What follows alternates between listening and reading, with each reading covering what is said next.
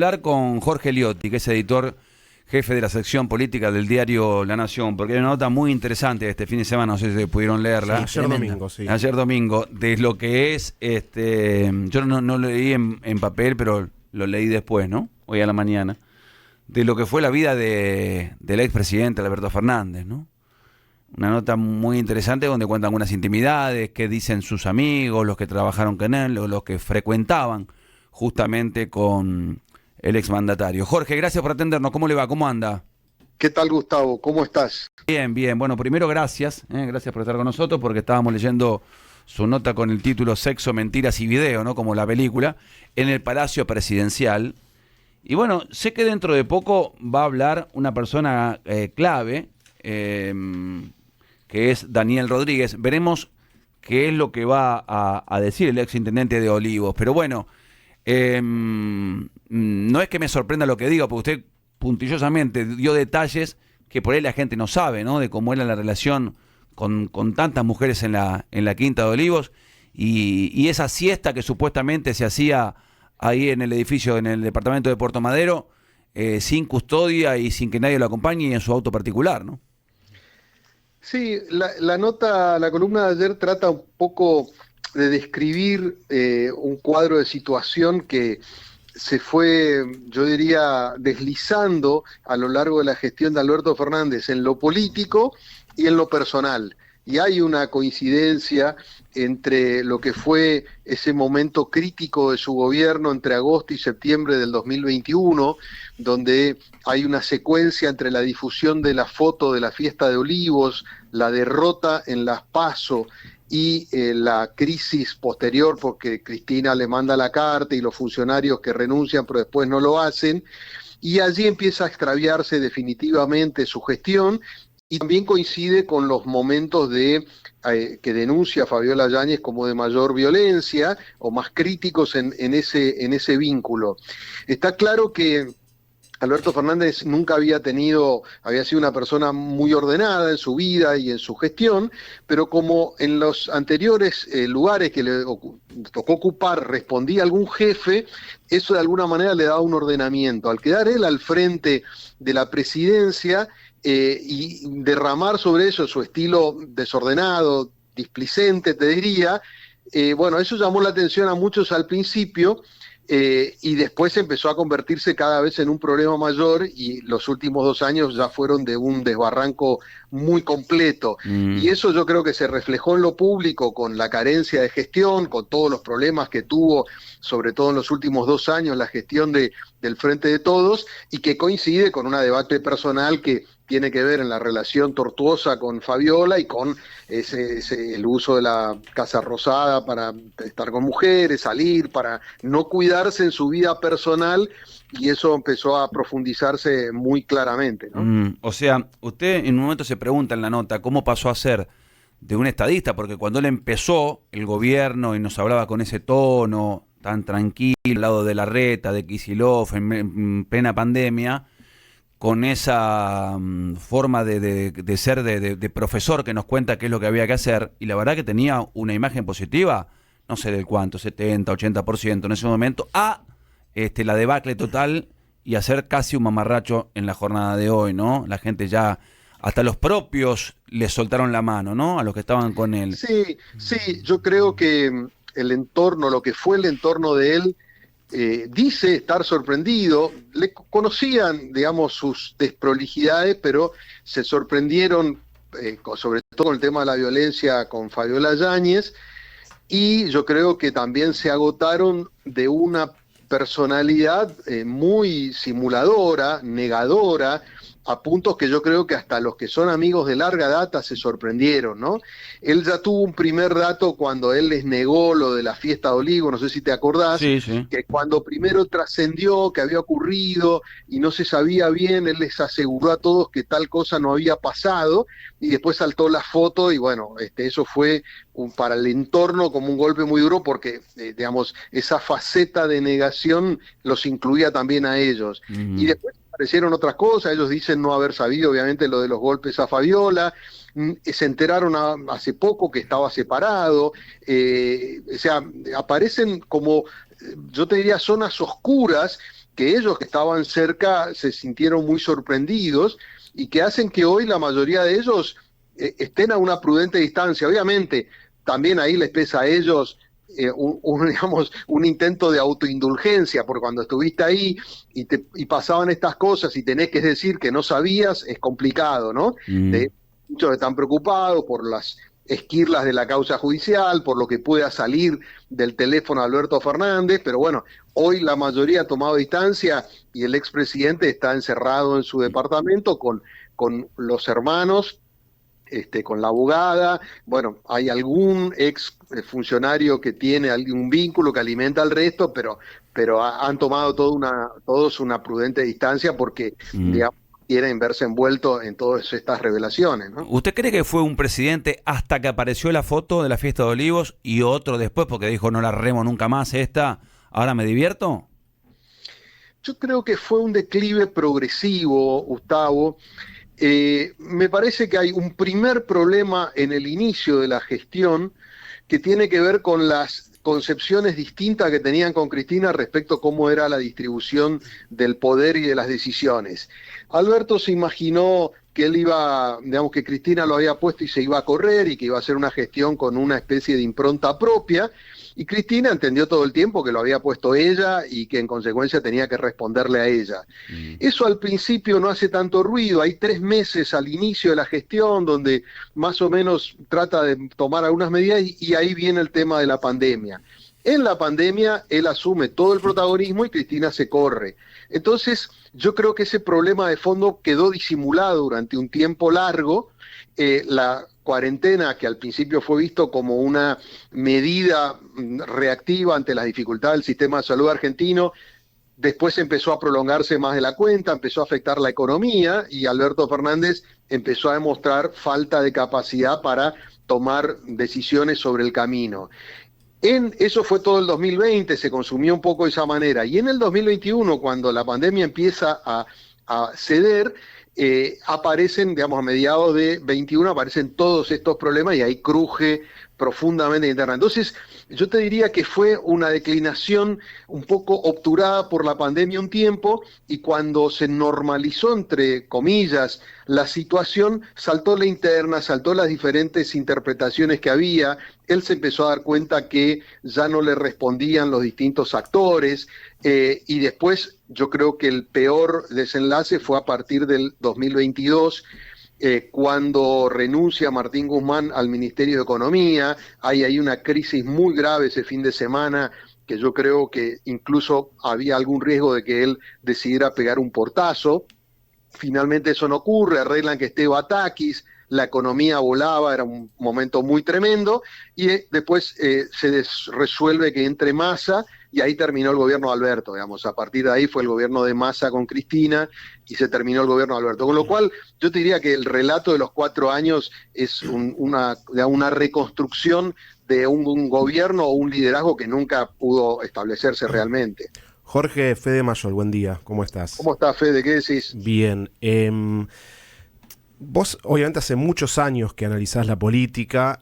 Imagino, intuyo que con Alberto Fernández has tenido en algún momento relación o has tenido diálogo, o imagino que innumerables veces. ¿Te sorprende esto que estamos conociendo de Alberto Fernández a partir de la denuncia de Fabiola Yáñez? Porque era Vox Populi un montón de cosas que muchos sabíamos o que algunos sabían, pero no esta faceta tan violenta. ¿Te sorprende?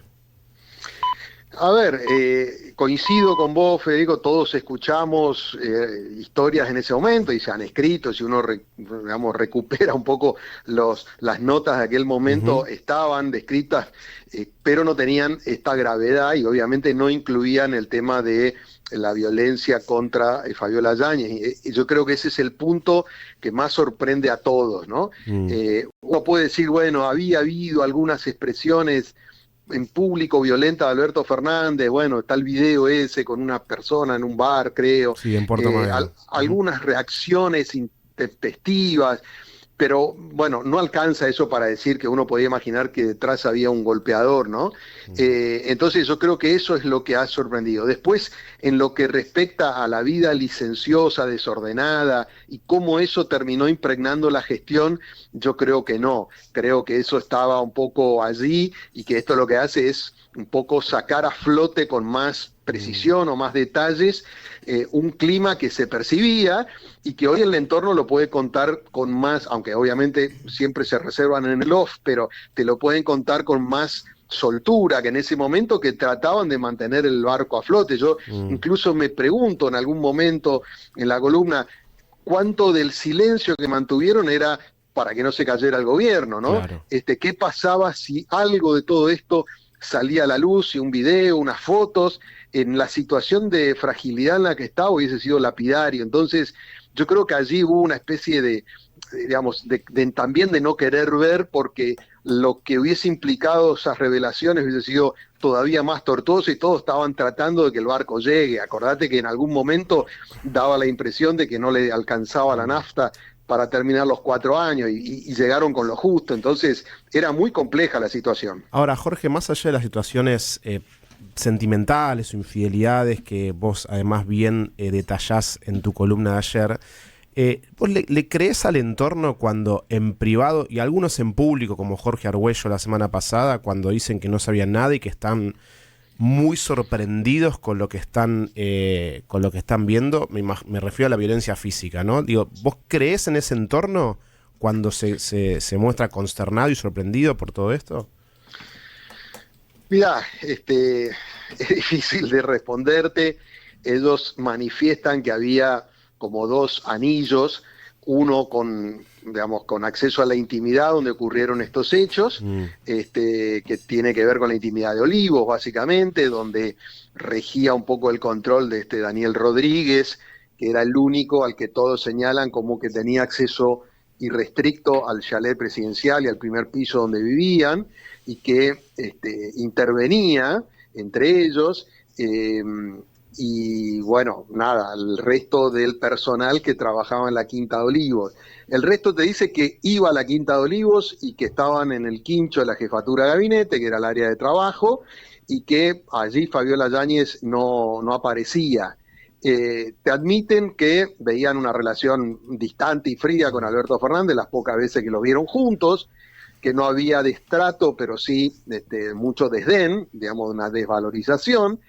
Pero bueno, aducen que nunca vieron hechos de violencia.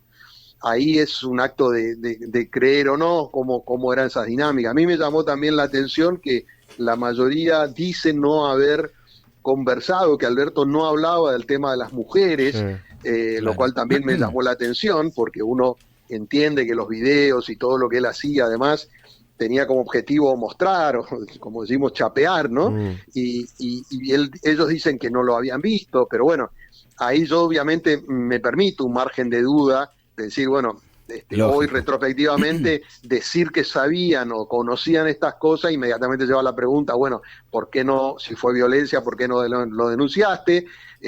Sí te reconocen que hubo intentos ante lo que veían que era el declive del gobierno. Hubo reuniones del grupo más chiquito, Juan Manuel Olmos, Cafiero, Vilma Ibarra, para hablar con Alberto y decirle algo así como que se ordenara en su vida. No sé cuántos sabían del desorden, pero lo veían en la gestión. Y él nunca prestó atención, mejor dicho, le decía que sí, digamos, con el estilo que él tiene, que decía una cosa, pero después no ocurría lo mismo en los hechos. Jorge. Es muy delgada esa línea, Fede. Jorge, ¿cómo estás? Martín Gandalaf. Vos sabés que ¿Qué tal, Martín? Creo que todos tenemos más o menos en el inconsciente colectivo creer que un presidente a las 7 de la mañana, 8 como mucho, está sentado en su escritorio laburando. Ahora, leo un textual de tu nota que dice: un ministro suyo, de Alberto Fernández, describe esta involución en términos contundentes. Siempre exhibió un desorden de base grave, empezaba la jornada a las 11 de la mañana y con baches a la tarde, sin métodos ni objetivos. ¿Me explicas esto de que el expresidente Fernández arrancaba a las 11 de la mañana? Nosotros ya estamos por terminar el programa a las 11 de la mañana, ¿y a esa hora arrancaba el tipo? Bueno, era parte de una rutina totalmente desordenada, y formaba parte de eso, llegaba tarde a la Casa Rosada, bueno, todos relatan ese tema de que salía muchas veces a la siesta en su auto solo, que no sabían dónde estaba y después volvía, a la tarde había unos baches ahí un poco difíciles de explicar. Pero pará, si empezás a las 11 de la mañana, por lo menos laburá toda la tarde. No, después hablan de siesta, ¿no? Que se iba solamente ¿no? Puerto Madero. Iba a Puerto Madero. Por eso digo, todo eso hacía ruido. Vos imaginate que todo eso, digamos, atrasa la gestión. Claramente él no estaba compenetrado con el día a día, eso es muy evidente. Incluso recordemos que las primeras sorpresas que generó al principio, que él recibía gente y se quedaba 2, 3, 4 horas con empresarios o con políticos hablando como si no tuviera otra cosa que hacer, eso también llamaba la atención.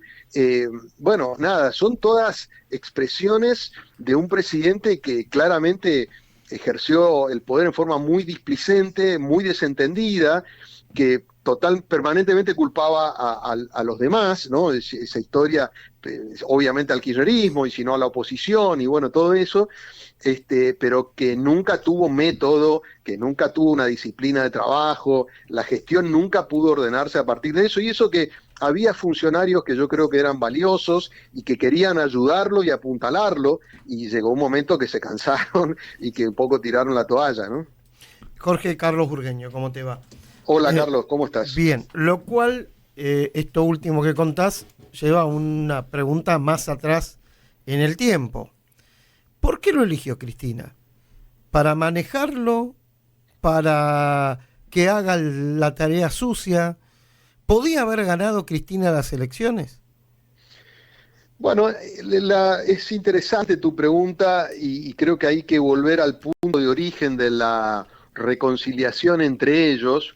Eso ocurre en el 2017, después de la derrota electoral de Cristina en la provincia, y ella venía de perder contra Esteban Bullrich la senaduría, entró pero como segunda, y Alberto venía frustrado porque había sido el jefe de campaña de Randazzo.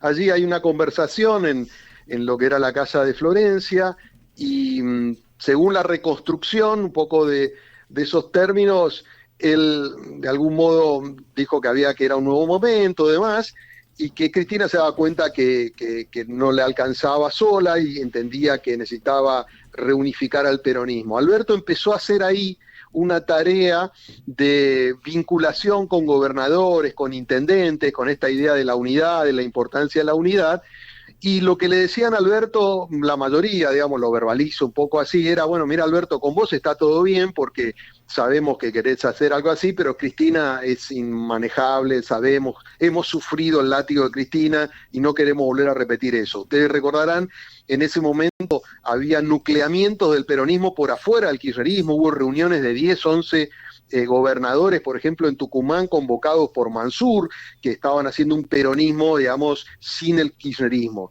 Alberto lo fue hablando, y cuando llega el momento de la decisión de decirle que ella quería que él fuera el candidato, bueno, termina con esta idea de decir, bueno, si todos quieren la unidad y ven que Alberto puede ser el que represente eso, bueno, entonces lo termina eligiendo, ¿no? Él le pone como algunos, digamos, ofrecimientos, él le habla de gestiones, cuando se reconcilian, de la gestión en el plano judicial y en el plano mediático, que eran como dos habilidades que Alberto traía de antes y que a Cristina le interesaba, y finalmente se produce lo que yo creo que, digamos, termina siendo una solución para la interna del peronismo, que es decir, poner a alguien que parecía diferente a Cristina y que podía convencer al resto de los actores para ir juntos, y que terminó siendo un enorme problema para el gobierno y para el país en su conjunto, porque en el fondo la solución a Alberto fue una solución electoral que después se transformó en un problema en la gestión muy concreta, ¿no? Lo que sí es muy interesante, y de hecho me dediqué bastante en su momento para un libro que publiqué el año pasado, a tratar de reconstruir cuáles eran los términos de ese acuerdo de gobernabilidad entre Cristina y Alberto, y nunca pude encontrar nada nítido, ¿no? No había una hoja de ruta. De hecho, cuando empezaron los primeros chispazos entre ellos y se empezaron a grabar, hubo algunos que quisieron mediar, entre ellos Massa, y trataron como de volver al digamos, al cuál era el pacto original, y no había pacto, nunca hablaron de cómo iba a ser la distribución de poder, nunca explicaron cómo se iban a repartir los ministerios, cómo iba a ser la dinámica de toma de decisiones, no hubo nada, fue una solución electoral, así salieron con una coalición totalmente precaria, y bueno, en la gestión se notaron todas las hilachas, ¿no? Sí, sí, sí. De hecho, lo tratan de violento porque ninguneó a Cristina en el último tiempo, ¿no? Todas estas personas mencionadas, estas mujeres mencionadas, la diseñadora, la profesora, la artista, la azafata, la secretaria, nombradas en la nota y también nombradas ya por la sociedad. Por ahora no hablaron, ¿no? No se defendieron, no dijeron nada. Solo Massina habló. Massina, pero no... Pero no está mencionada, no está mencionada, como claro. una razón sentimental con Alberto. ¿Usted cree que van a decir algo, Jorge? Bueno, no, ellas no están citadas y ya, digamos, es parte de lo, digamos, no es parte de la causa, ¿no? Acá hay dos tramos de la causa, lo que tiene que ver con los seguros y lo que tiene que ver con la violencia contra Fabiola Yáñez. Allí Fabiola no, la única que menciona de la lista esa que yo enumero allí es a Sofía Pachi, porque claro, hay unos chats, amiga, sí. exactamente, donde se refiere como que él estaba queriendo coquetear con ella y bueno, entonces le digo, pone limpiarse públicamente, porque han salido artistas, por ejemplo, doy un nombre, Florencia Peña, porque gente que decía que estaba ella y ella salió a defenderse, decir, no, yo no estoy en ningún lado, y alzó la voz, el resto nada. No, porque, digamos, todos estos, algunos de los que estaban, de las mujeres que estaban ahí eran funcionarias que claro. las había designado él, nadie sabe exactamente qué tipo de vínculo tenía él, y en todo caso, como no están en la causa y no están mencionadas, yo no creo que no vayan a declarar, tampoco hay ninguna evidencia concreta de cuál era el vínculo con él. Yo digo, era parte de lo que veían los actores en esa geografía de la Casa Rosada, que en un momento se había transformado, yo creo que en un área de paso muy sospechoso para la mayoría, pero no sé cuánto vieron el resto de los actores, ¿no? Entonces, yo acá no mezclaría quizás lo que tiene que ver con violencia de lo que era la vida licenciosa de Alberto Fernández y sus mujeres, con el impacto que eso sí ha tenido, obviamente, en términos simbólicos de que algunas de estas cosas ocurrieron en la Casa Rosada, o que el hecho de que él las nombrara como funcionarias, ¿no? Que sí, me parece que allí hay una cuestión donde se mezcla lo privado con el Estado. Sí, sí. Él es que en un momento le dio el gobierno a Massa. Él era presidente con cargo, pero el que manejaba todo era Sergio Massa. Él sabía que no tenía la posibilidad de volver, de ser reelecto. En el último tramo, una vez que Massa asume el Ministerio de Economía, es Massa con Cristina, sin duda. De hecho, digamos, la lectura que había era que Massa le había salvado al gobierno. Claro, en ese momento del 2022, y yo insisto, vuelvo un momento al... bueno, hay una historia muy cortita, digamos, que ahora es patética, ahora ya es historia, del fin de semana que le renuncia a Guzmán, que para mí es un fin de semana tremendamente crítico. Él estaba muy peleado con Cristina, Guzmán le venía diciendo que si no le daba el manejo del área de energía, ¿te acordás que en ese momento estaba Basualdo, claro, que era de la Cámpora y generaba ruidos? Perdón, Jorge, que no lo pudo echar, que lo echó y se lo volvieron a poner. Exactamente, él quería dos cosas, que era eso y tener una mayor incidencia en la mesa de dinero del Banco Central. Alberto, como siempre, postergador, sí, vamos a ver, lo vamos viendo, qué sé yo, lo peloteó una semana entera. Llegó el viernes de esa semana sin respuesta y Guzmán le dijo, si no tengo respuesta hoy, me voy. Alberto le dijo, bueno, después lo vemos, no lo atendió más, lo tercerizó con Vito Velo, y Guzmán el sábado, me acuerdo, ese sábado Cristina hacía un acto en el conurbano. Cuando empieza el acto le manda el mensaje a Alberto Fernández Él estaba en la casa de Sousa, de Fabián de Sousa, viendo un partido de los Pumas. Mirá. Le llega el chat diciéndole: acabo de presentar la renuncia. Los que estaban con él no se alteraron y él tampoco. Terminó el partido, dijeron que bárbaro, qué difícil. Los funcionarios de él entendieron cuál era el problema, se reunieron todos, fueron todos a Olivos, y él llegó como a las 9 de la noche recién, no resolvió ese tema en el momento, estaban más preocupados, parecían los otros, él parecía como anestesiado, y el domingo fue un día tremendo porque todos le decían que tenía que hablar con Cristina para resolver esta cuestión, y que tenía que hablar, y él se encerró en un momento como 5 horas que no quería hablar con nadie, decía que iba a renunciar si lo seguían jorobando. Bueno, al final de la noche habla con Cristina, él, ¿te acordás que la presión era por un recambio más general del gabinete? Habla con Cristina, y Cristina terminan acordando que entre Batakis. De acuerdo, Jorge, incluso, perdón, que tuvo que intermediar Estela de Carlotto para que Alberto y Cristina hablen, porque no se hablaban. Alberto estaba encerrado en Olivos y no quería hablar con nadie. Bueno, y el miedo era que abrieran los mercados el lunes sin ministro de Economía, iba a ser un desbande. Bueno, como al final perdón, Cristina... que desfilaron 5 ministros antes de Batakis y Claro. todos le dijeron que no, en un hecho inédito en la historia de la economía argentina. Que llame esa gente, esto es como para los futboleros, Sí. que nadie quiera dirigir la selección. Sí, que llames a 5 técnicos y ninguno agarre. Que digan que no. Sí. Bueno, Sí. Jorge, lo felicito por su carrera primero y gracias por la nota. Por favor, Gustavo, un gusto enorme, un saludo ahí a la mesa. Muchas gracias. Hay varios amigos. Dale, un abrazo, Gracias. hasta luego. Chao, chao. Jorge Liotti, editor jefe de la sección política del diario La Nación, una nota que nosotros leímos esta mañana, pero salió ayer en